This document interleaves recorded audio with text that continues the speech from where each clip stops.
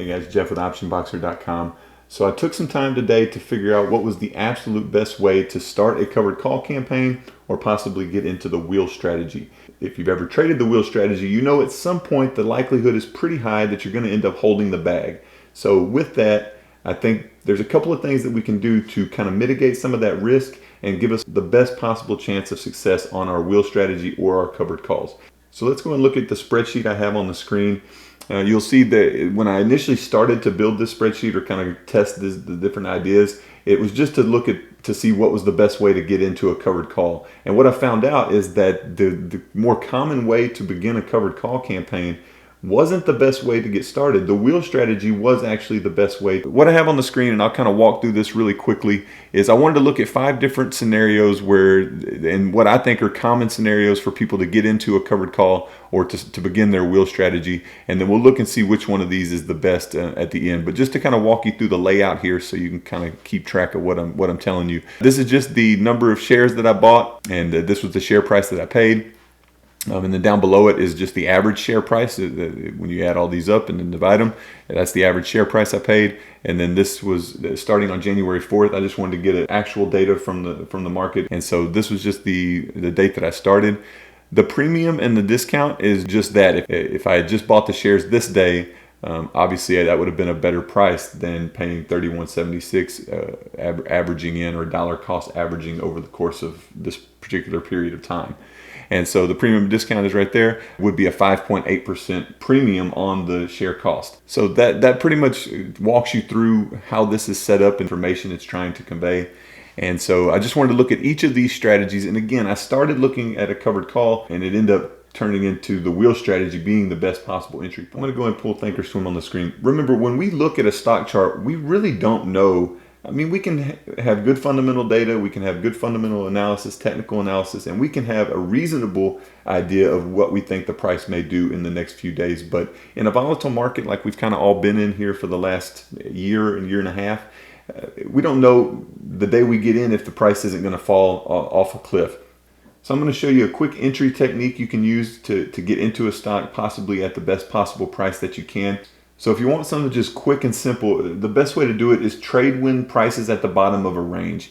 And if you're not able to identify the range, just look at the nearest, I can draw it there, the previous low and the current high, or if you have a high like I do here, there's your range. So I wouldn't be looking at Apple here in this instance and trying to get into a cash secured put or a covered call. I feel much more comfortable if price were down here. And yeah, I know what you're thinking right away. You're thinking, if price falls that far, the idea here is that it's probably going to continue lower, and you're absolutely right. But when you've got a range identified on the chart, price has respected this range, at least these 2 instances. So if it's at the bottom of this range, you give yourself a little bit more likelihood, unless you know there's some news about Apple coming out that's not good. If you know that, then I wouldn't be looking to get into a bullish position. So that's kind of one way you can know when may be a good time to begin a covered call or a cash secured put strategy. If you look at here, I wanted to start by buying blocks of 25 shares at the beginning of each week. And I did that right here. And you can see if I had done that, like I've already mentioned, I would have paid a premium on the shares. I could have just bought day 1 for $30.03 per share. Could have bought 100 shares. I would have been bullish on the stock, obviously, and then I could have started my covered call campaign immediately there. So this was a worse way to get in to the shares, in my opinion. Up next, I wanted to buy blocks of 10 shares per day. Now, realistically, you probably wouldn't buy 10 shares per day. You may buy 10 shares per week or 10 shares per month, or whatever the case may be. If you're like me, you invest a certain amount of money each and every month into the market, and when that money is available to you, then you go out and you buy a few shares of whatever company you like, and then you just kind of just continue that process until you get enough shares to start the wheel strategy or to start the covered call campaign. So looking here at number 2, I just wanted to buy blocks of 10 shares per day. Just to get everything started within at least 30 days, I wanted to go ahead and just buy 10 shares per day. And if I had done that, this would have been a worse strategy, at least at this point in the market, or this point in time on January 4th, 2021. Buying 10 shares per day every 10 days would have been a worse way to start a covered call campaign. And that would have been an average share price of $32.50 or an 8.2% premium on just buying the shares the day that I thought I would start a covered call. And then finally, just actually buying the shares, buying 100 shares and starting the covered call that way to kind of start that income stream. Would have gotten the $30 credit. And to do that would have lowered my cost basis to $29.73 per share, or a 1% discount on the average share price of 30.03. But here's where the wheel strategy kind of entered into the picture, and this made the most sense. I know I've personally done it this way. I've traded the at the money or the 50 delta put to get into the shares. I like the shares. Let's say in this case, Bank of America. I'm willing to just get in at whatever price is currently being offered in the market. But at the same time, I'm going to take a little bit of a credit to kind of lower that cost basis immediately. But it turns out that's not the best way to do so, even though you get that nice upfront premium. But the best way to do it is, more often than not, I sell at the 20 delta or somewhere around there, but you're far enough away. In this case, you get a 9.8% discount on the current share price. If you look at it on a dollar basis, you're actually saving $294 by entering this way. And if you've ever traded the wheel strategy or ever been in a covered call, you know at some point the share price is going to go down. So why not enter while it's down? And especially if you use the range that I showed you earlier. So now price has got to go down. It's already gone down in the range. Now it's got to go down another 10%. So you're just giving yourself the best possible chance for success with your wheel strategy or your covered call campaigns by doing it this way. And so the next one I looked at was Apple. The outcome was similar. If I had traded scenario number one, buying blocks of 25 shares, I would have had an entry price of $130.97. That's a discount of 4.3% from the current share price. If I had bought 10 shares per day for 10 straight days, I would have had an entry price of $132, or a 3% better entry price.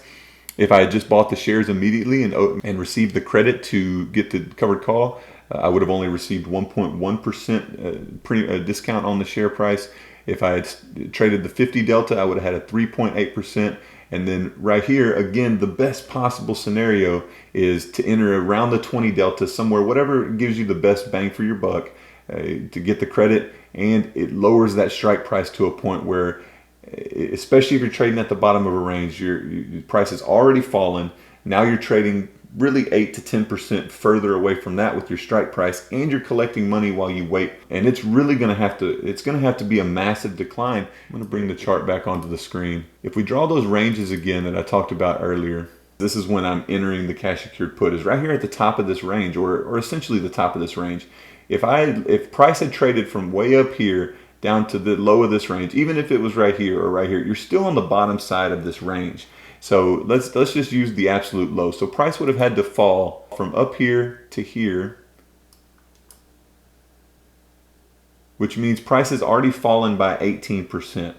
You're going to enter a cash secured put to get into this trade at another 8 to 10% lower than that. Price would have to fall by essentially 20 to 30%. But wouldn't you feel better about getting into a trade when it's trading at the bottom of a range, and you've given yourself the lowest possible strike you can while taking in a credit to get started? Just to me, it's a no-brainer. But moving on to 2022. So 2021, you can see that was a bullish market. I wanted to test it in a bearish market, and as we know, 2022 was bearish. Similar results. If I had just traded the blocks of 25 shares, I would have had an average price of $46.48.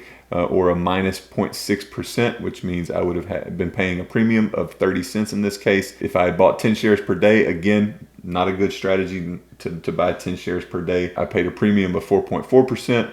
Right here, if I had just gotten the covered call campaign started, I would have received the 0.9% for the small credit that I took. If I traded at the 50 delta to get started, I would have received a discount of 3.2%.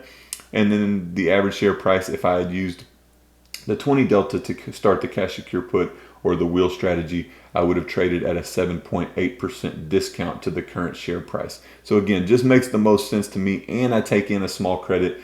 Worst case scenario here, or maybe best case scenario, whichever way you want to look at it, is price goes up, the credit is yours to keep, and you can do it again the next time it trades down in that range. It takes a little bit of patience to be successful here, but if you've ever held the bag on some shares of stock that you don't really want to continue holding the bag on, you'll get a lot more patient the next time you make this trade. Finally here, looking at Apple one last time, I wanted to trade a different date here as well, April the 4th.